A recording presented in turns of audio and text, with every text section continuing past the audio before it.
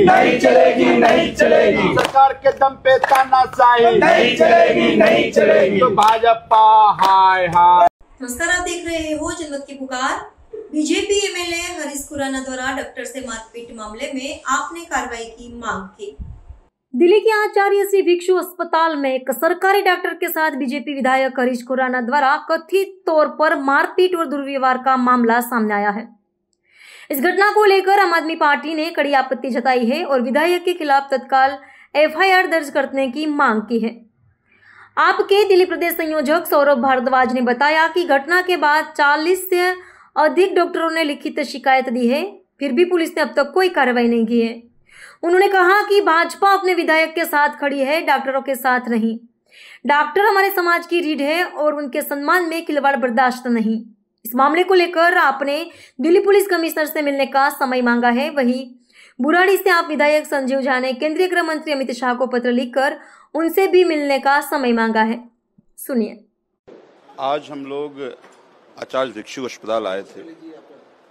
आप सबको पता है कि जिस तरह की घटना यहाँ हुई कि यहाँ के स्थानीय विधायक हरीश खुराना जी ने इंटर्न और यहाँ के जो एजेंट डॉक्टर्स ने मारपीट की, बदतमीजी करी। हम लोग एमएस से मिलने आए थे, सौरभ जी जो हमारे प्रदेश अध्यक्ष के नेतृत्व में। देखिए, आप सबको पता होगा कि आरजीकर के बाद ये फैसला हुआ कि कोई अब डॉक्टर नहीं करेंगे कंप्लेन, बल्कि इंस्टीट्यूशन करेगी। अब डॉक्टर्स 40 डॉक्टर ने मिल करके और अलग अलग एसोसिएशन है डॉक्टर्स का, उस सब ने एमएस को लिखा कि इस पर कार्रवाई होनी चाहिए। अब ये एमएस की जिम्मेदारी है कि एमएस उस पर एफआईआर कराए।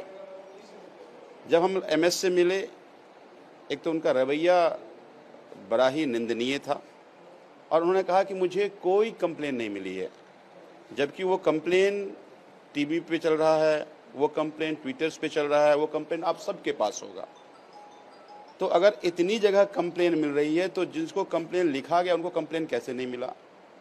इससे ये साबित होता है कि इस अस्पताल की एमएस सरकार से मिलकर के, भारतीय जनता पार्टी के साथ मिलकर के डॉक्टर के साथ जो दुर्व्यवहार हुआ उस पर कोई कार्रवाई नहीं करना चाह रही है।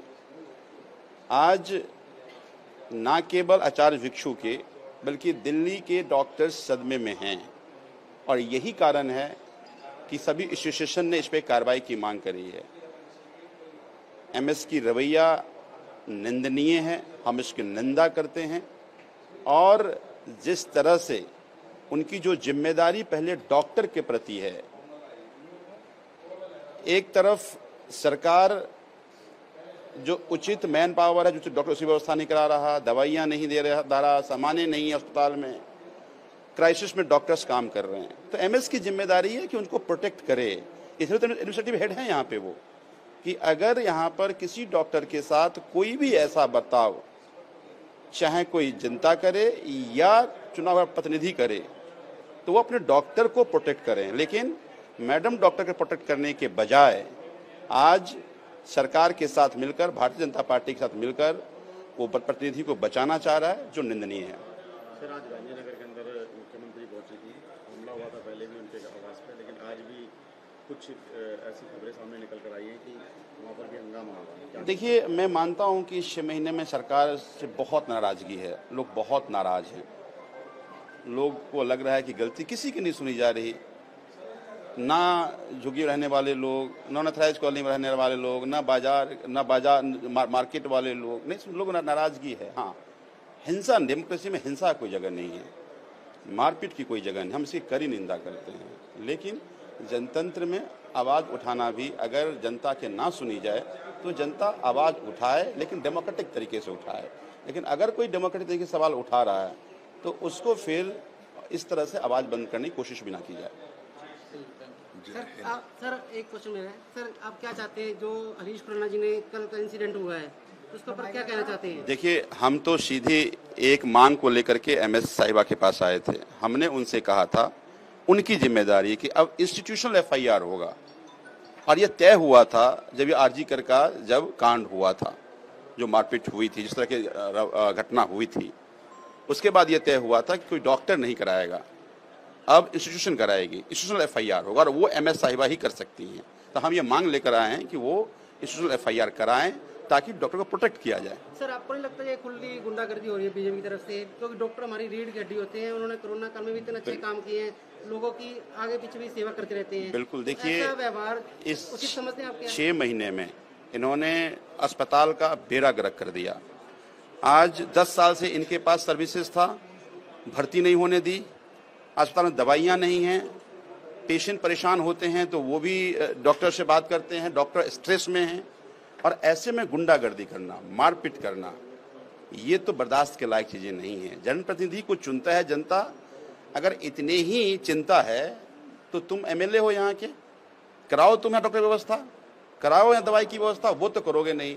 वो बेचारा डॉक्टर जो 12 घंटे 15 घंटे 16 घंटे पेशेंट के लिए काम कर रहा है, पढ़ लिख के अच्छे कॉलेज से आया है, तुम उससे बदतमीजी करोगे, गाली गलौज करोगे, मारपीट करोगे। मुझे लगता है कि हम सब लोग इसके खिलाफ हैं और यही कारण है कि आज हम FIR की मांग करने के लिए आए हैं। देखिए, ये बड़ा दुर्भाग्यपूर्ण है, एक सरकार जिसको सिर्फ 6 महीने हुए हैं उनको लेके लोगों के बीच में गुस्सा है। और ये बात मैं पहले भी कह रहा था कि सरकार ने जिस तरीके से गरीब लोगों की झुग्गी झोपड़ियों को तोड़ा, छोटे छोटे बच्चों को बेसहारा कर दिया, कहाँ वो स्कूल जाएंगे, कहाँ वो नहाएंगे, कहाँ वो रहेंगे, ये सब अच्छी चीज़ें नहीं है। जिस तरीके से मिडिल क्लास की फीस बढ़ाई गई, जिस तरीके की तमाम चीज़ें ये सरकार कर रही है, मेरा सरकार से फिर निवेदन है, आप जनता के हित के काम कीजिए। आप मोहल्ला क्लिनिक बंद करेंगे तो लोग दुआ देंगे आपको या बद्दुआ देंगे?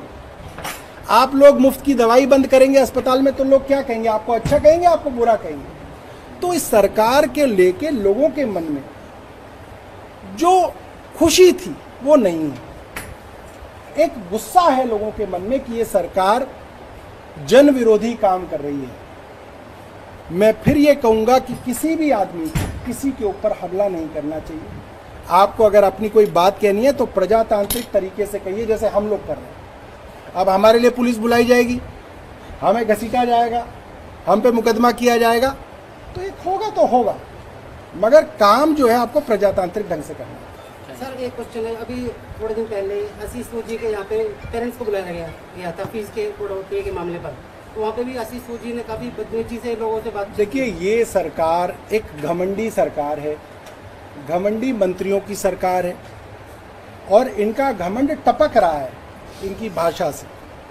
आशीष सूद साहब ने पहले तो मिडिल क्लास विरोधी कानून बनाया जिसमें स्कूल की फीस बढ़ाने के लिए सारे मौके प्राइवेट स्कूल मालिकों को दे दिए।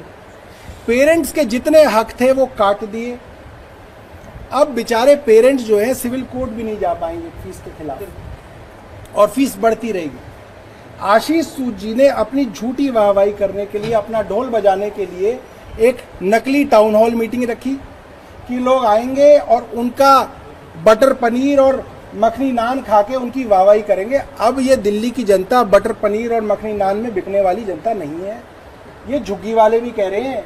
और तुम कोठी वालों को जो है शाही पनीर से खरीदना चाहते हो, ऐसा नहीं होगा। तो आशीष सूद जी बोले उनसे कि ये स्टेज मेरा, ये मंच मेरा, मैं तुम्हें खिलाऊंगा तो अपनी गाऊंगा या तुम्हारी सुनूंगा? तो भाई खुद ही खा लो तुम नान और खुद ही खा लो तुम पनीर और अपनी गाते रहो, जनता को नहीं सुननी तुम्हारी, ना जनता को तुम्हारा खाना। तो सर जैसे केजरीवाल जी के समय पे दिल्ली में बहुत अच्छे काम होते हैं, यहाँ पे तो कुछ हो ही नहीं रहा और पूरी दिल्ली डूबी पड़ी है इस वक्त पानी में। देखिए, ये दुर्भाग्य है कि आज जनता जिस सरकार को चाहती है वो सरकार नहीं आ रही है।